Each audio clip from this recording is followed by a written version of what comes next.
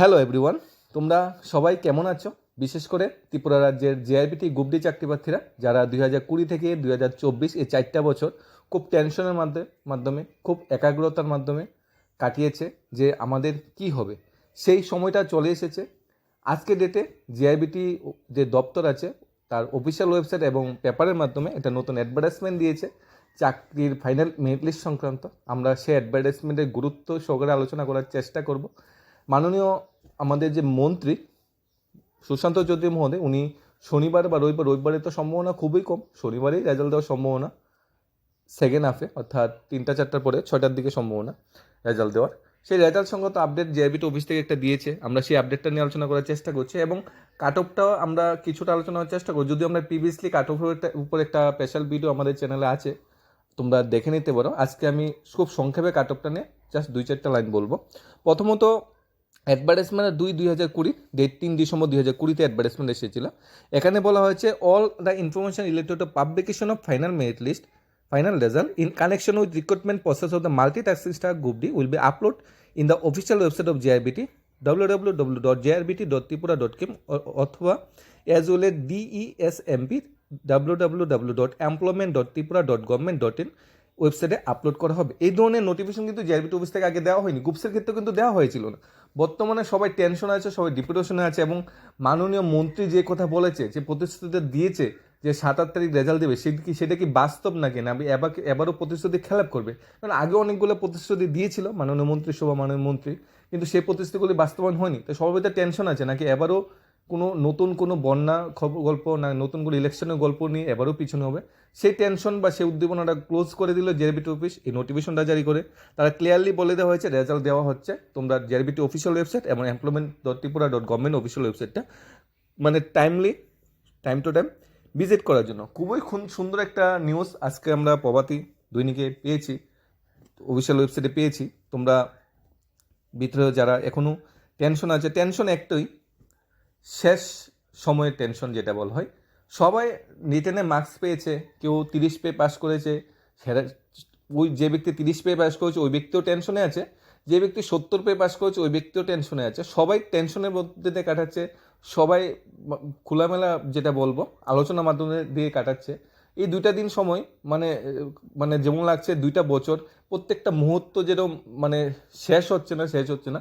আর জিআরবিটির গল্পটাও মোটামুটি এবারের জন্য শেষ। হয়তো জিআরবিটি 2 আছে, তখন আবার নতুন করে শুরু হবে, আবার 4 বছরের ধাক্কা লাগবে। কিন্তু বর্তমান সময়ে যে 4 বছরের রানিং প্রসেসটা, 4 বছর চাকরি প্রার্থীদের জীবনের যে সাইকেলটা, এটা সমাপ্তি হতে চলছে। এখন কেউ যদি 30 পেয়ে চাকরির আশা করে যদি ইউআর বা SC/ST হয়ে থাকে, তাহলে সম্ভাবনাটা বলবো অনেকটা কম। কেউ যদি 35 পেয়ে আশা করে, তারপরে বলবো সম্ভাবনাটা অনেক কম। 35 পেয়ে চাকরিটা পাওয়াটা খুবই মুশকিল। তবে যদি কি ST ক্যান্ডিডেটরা যারা আছে, তারা যদি 35, 36 বা 40 পেয়ে থাকে রিটেনে, তাহলে কিন্তু চাকরি পাওয়ার সম্ভাবনাটা আছে যদি বাইবাটা ভালো হয়ে থাকে। ST ক্যাটাগরি ক্যান্ডিডেটরা যারা 35 to 40 রিটেনে পেয়েছে, যদি বাইবাটা ভালো হয় তাহলে প্রবল সম্ভাবনা আছে চাকরি পাওয়ার। কিন্তু SC ক্যাটাগরিতে একটু সম্ভাবনাটা অনেকটা কম। SC ক্যাটাগরিতে মিনিমাম 40 তো তোমার ভাইবাতে লাগবে। 40 কম যদি রিটেনে যদি 40 কম পায়, তাহলে বাইবাতে রেজাল্টটা অনেকটা বেটার করতে হবে, তাহলে হয়তো সম্ভাবনা থাকবে। আমরা কাট অফ নিয়ে বিস্তারিত আলোচনা করেছি আগেও, কারণ জেআরবিটি যখন গ্রুপ সিটা ছিল তখন 7,900 মানে 7,000 ধরি আমরা, 7,000 ইন্টারভিউ দিয়েছে, 7,000-এর ভিতরে 1,900 মানে 2,000 মতো সিলেক্ট করতে হয়েছে। এবার সেটা 12,000 থেকে 2,500 সিলেক্ট করতে হবে, মানে ইন্টারভিউতে চাকরি প্রার্থীর সংখ্যাটা অনেকটা বেশি। এখন অনেকটা ক্যাটাগরিতে তোমরা উঠে আসবে, একটা নতুন যেটা নিউজ উঠে যাচ্ছে যে জেআরবিটি গ্রুপ ডি চাকরি পরীক্ষার রেজাল্ট মানে পরীক্ষাটা অনেকটা সোজা হয়েছে, নাম্বারটা কাট অফটা অনেকটা হাই যাবে। এটা যদি সত্যি হয়ে থাকতো, টোটাল 45 to 50,000 ক্যান্ডিডেট এক্সাম দিয়েছে জেআরবিটি গ্রুপ ডিতে। ধরে নিলাম আমরা লামসাম 45,000 লোক জেআরবিটি গ্রুপ ডিতে মানে রিটেন দিয়েছে, ঠিক আছে? 45,000 লোক রিটেন দিয়েছে, ইন্টারভিউ নয় রিটেন দিয়েছে। 45,000 থেকে কত পাস করেছে? 17,000 কাছাকাছি, 16,000 পাস করেছে। তাহলে ফেল কত করেছে? 29,000 প্লাস ক্যান্ডিডেট ফেল করেছে। যদি জেআরবিটি গ্রুপ ডি পরীক্ষাটা এতই সোজা হয়ে থাকতো, এতই সোজা, এত জলের মতো সোজা, একদম সোজা প্রশ্ন হয়ে থাকতো, তাহলে 29,000 ক্যান্ডিডেট কীভাবে ফেল করে? এটা কি সম্ভব?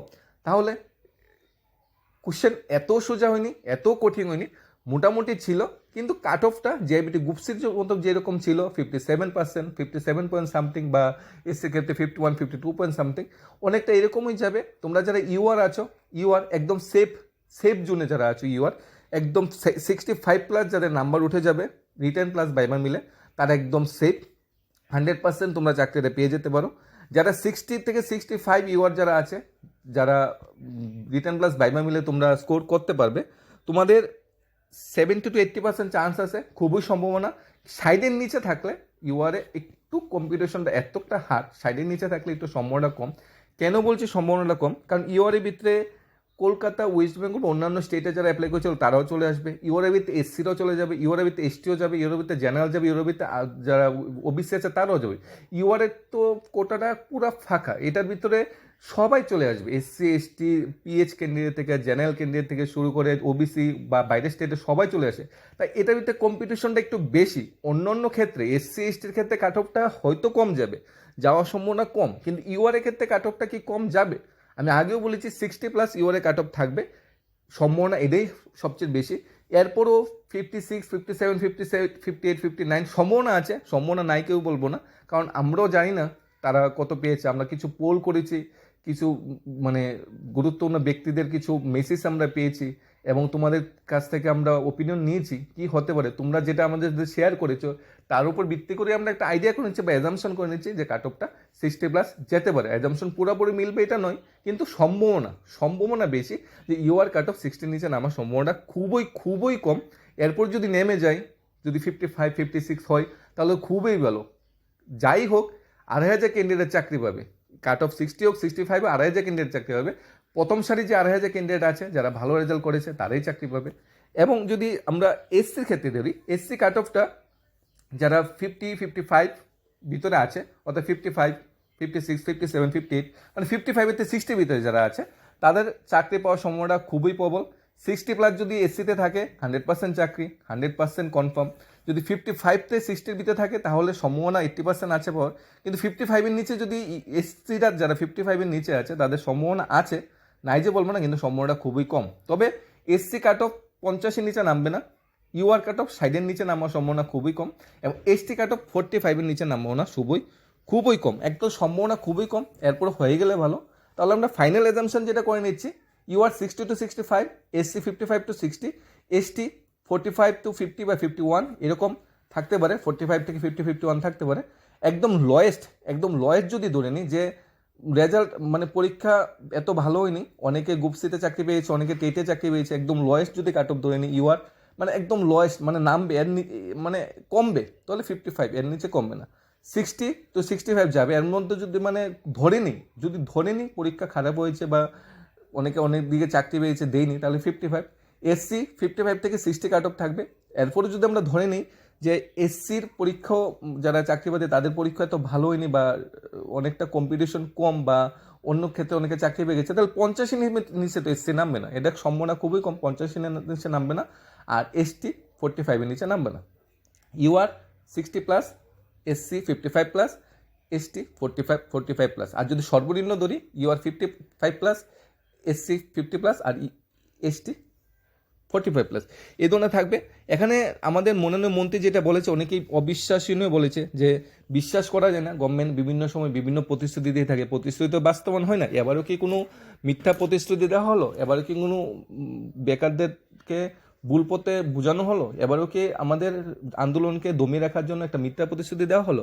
এই ধরনের টেনশনটা সবার ভিতরেই ছিল, সেই টেনশনটা বর্তমান সময়ে দূর হলো জেআইবিটির অফিসিয়াল নোটিফিকেশন বলে। নোটিফিকেশনে তারা ক্লিয়ারলি উল্লেখ করে দিয়েছে যে রেজাল্ট দিচ্ছে, এবং তোমরা তৈরি থাকো, অফিসিয়াল ওয়েবসাইটগুলো বারবার ফলো আপ করো। একদম শনিবারে আর্লি মর্নিংও তোমরা রেজাল্ট দিতে পারো, আর্লি মর্নিং সম্ভাবনা খুবই কম, একদম বিকাল বা সন্ধ্যার দিকে তোমরা রেজাল্ট দিয়ে দিতে পারো। জেআইবিটি গ্রুপসের ক্ষেত্রে এমন দিনই রেজাল্ট দিয়েছে, পরের দিন হলিডেতে থাকে, এরকম দিন বিবেচনা করেই রেজাল্ট দেওয়া হয়। তাই তোমরা এবারও রেজাল্ট পেয়ে যাচ্ছ। তোমরা যারা কাট অফ নিয়ে টেনশন নিচ্ছ বা পাবো কিনা নিয়ে টেনশন নিচ্ছ, টেনশন ফ্রি থাকার চেষ্টা করো। আমি নিজেও জানি না কাট অফ কত যেতে পারে, তোমরা কিছু ওপিনিয়ন দেখো কীরকম। তোমরা 12,000 ক্যান্ডিডেট আছো, আমরা পোল করেছি, 2,000, 3,000 ক্যান্ডিডেট সেই পোলে অংশগ্রহণ করেছে। 12,000 ক্যান্ডিডেট তো অংশগ্রহণ করেনি, 2-3 হাজার ক্যান্ডিডেট পোলে যে অংশগ্রহণ করেছে, সেই পোলের উপর ডিপেন্ড করে আমরা কাট অফটা বলছি। 12,000 ক্যান্ডিডেট যদি সেই পোলে অংশগ্রহণ করতো, কাট অফটা একটু চেঞ্জ হতে পারতো। আর তো অন্যরকম হতে পারতো। তাই এই সবগুলি অ্যাজামশন উপর নির্ভর করে। দেখবে সেন্ট্রালে যখন 2024 লোকসভা নির্বাচন হয়েছিল, এখানে পোল করেছিল বিভিন্ন সোশ্যাল মিডিয়া, বিভিন্ন নিউজ চ্যানেলগুলো, জি নিউজ থেকে শুরু আজকে থেকে শুরু করে, যে অবকি বার 400 বার কি গিয়েছিল? পোল মিথ্যা হয়েছিল তো, কারণ পোল কি সবাই থেকে করেছিল? তোমাকে আমাকে সবাইকে ফোন করেছিল, সবাই তো ওপিনিয়ন নিয়েছিল। মুষ্টিময় কয়জন লোক থেকে ওপিনিয়নটা নিয়েছিল, কিন্তু সেই ওপিনিয়নটা কিন্তু দাওলাহারে কিন্তু ফেল করেছিল। বর্তমান বিরোধী দল কিন্তু শক্তিশালী পজিশনে বুঝেছে। মানে ওপিনিয়ন পোল বা পোল যেটা বলা হয়, সেই পোলে অনেকটা ঠিক থাকতে পারে, অনেকটা বেঠিকও থাকতে পারে, সম্ভাবনা যে কিছু কিছু হতে পারে, কিন্তু 100% এটার সাথে মিলবে কেউই মানে জোর গলায় বলতে পারবে না যে 100% এরকমই কাট অফ থাকবে, 100% এত বালেই চাকরি পাবে। কিন্তু একটা অ্যাজামশন আমরা সবাই ধরে নিতে পারি। এও অ্যাজামশন কিন্তু 12,000 প্লাস কেন্দ্রের যারা ইন্টারভিউ দিয়েছে সবাই থেকে কিন্তু আমরা অ্যাজামশনটা পাইনি। ম্যাক্সিমাম 3 থেকে 4,000, জোর গেলে 5,000 কেন্দ্রের পোলে অংশগ্রহণ করেছে। বাকিরা কিন্তু পোলে অংশগ্রহণ করেনি। অনেকক্ষণ হতে পারে যারা পোলে অংশগ্রহণ করেনি তারা মার্কসগুলো হয়তো অন্যরকম, তারা বাইবাতে হয়তো মার্কস বা রিটেনেও মার্কস অন্যরকম পেয়েছে। তারা হয়তো সেই ইউটিউব বা কোনো social media platform follow up করে না পোল দেখার জন্য, সেই অভিজ্ঞতা বা সেই এক্সপিরিয়েন্স তাদের নেই। যেই কিছুই হতে পারে, সব কিছু অ্যাজামশনের উপর। তোমরা বি পজিটিভ থাকো। আর আমি মানে জেআইবিটি গ্রুপ ডি চাকরিপ্রার্থীদের সবাইকে ধন্যবাদ জানাবো। তোমরা অনেকটা মানে কঠিন লড়াই করে এতটুকু এগিয়ে গেছো। তোমাদের শেষ লড়াইটা যাতে খুশির হয়, তোমাদের মুখে যাতে শেষ হাসিটা ফুটে, তোমরা যাতে চাকরিটা পাও, তোমাদের পরিশ্রম যাতে কাজে লাগে, মা বাবার যে স্বপ্নটা সেটা পূরণ হয়, তুমি জীবনে প্রতিষ্ঠিত হোক, এবং অ্যাজ এ সরকারি বা গভর্নমেন্ট এমপ্লয়ি হিসেবে ডিপার্টমেন্টে আসো, জব করো। দেখবে সরকারি চাকরির যে গুরুত্ব বা এর যে ইম্পর্টেন্সটা অনেকটা বেড়ে যাবে। কারণ সরকারি কর্মচারী ছাড়া একটা গভর্নমেন্ট চলতে পারে না। তাই সরকারি কর্মচারী বা তোমাদের অবদান কিন্তু অনেকটা বেশি। হয়তো প্রথমে ফিক্সড পেতে থাকবে 15,000, তোমার ইনিশিয়াল গ্রস স্যালারি হবে, যেটা ক্যাটেগরিটা একটু কম পাবে, যেটা টাইম টু টাইম বৃদ্ধি পাবে। কিন্তু একটা চাকরি তো হলো, প্লেস অফ পোস্টিং হয়তো দূর হবে, পরে প্লেস অফ পোস্টিংও তোমরা কথা বলে নিতে পারবে। এবং রিসেন্ট শুনছি আমরা ডিএ দিতে পারে, ডিএ দিলে স্যালারিটা অটোমেটিক তোমাদের বৃদ্ধি পেয়ে যাবে। তারপর নেক্সট ইয়ার পে কমিশন বা পে রিভিউ বসতে পারে, ত্রিপুরা তো পে রিভিউ বসবে, তখন স্যালারিটা তোমার অটোমেটিক বৃদ্ধি পাবে। আর 5 বছর পরে তো রেগুলার স্কেল পাবে। তারপর ট্রান্সফার, তোমার টিএ দিয়ে অনেক কিছু ব্যাপার আছে। গভর্নমেন্ট এমপ্লয়ি বছরে 12টা সিএল পাবে, মেডিকেল লিভ পাবে, ইএল পাবে, অনেক সুযোগ সুবিধা পাবে। এবং পূজার সময় ফেস্টিভ্যাল, যেমন এখন আমরা কি পাবো, এখন আমরা 20,000 টাকা ফেস্টিভ্যাল অ্যাডভান্স পাবো। ফেস্টিভ্যাল যে বোনাস বা এক্সেসের যেটা ভালো হয়, আমরা 1800 টাকা করে পাবো যারা গ্রুপ এমপ্লয়িরা আছে। তাই সবাই তোমরা সেই সুযোগ সুবিধা পাবে। একটু ধৈর্য ধরো, তোমাদের মুখেও কিন্তু হাসিটা ফুটবে। এবং তোমাদের অগ্রিম শুভেচ্ছা জানাচ্ছি যারা আমাদের এই সরকারি দপ্তরে চাকরির জন্য সিলেক্টেড হবে এবং সরকারকে তোমার অবদানটা দেবে। কোনো কুইতে দেওয়ার থাকলে অবশ্যই জানাবে। এবং সবার জন্য শুভকামনা রইল। ধন্যবাদ সবাইকে। Study job Tripura YouTube channel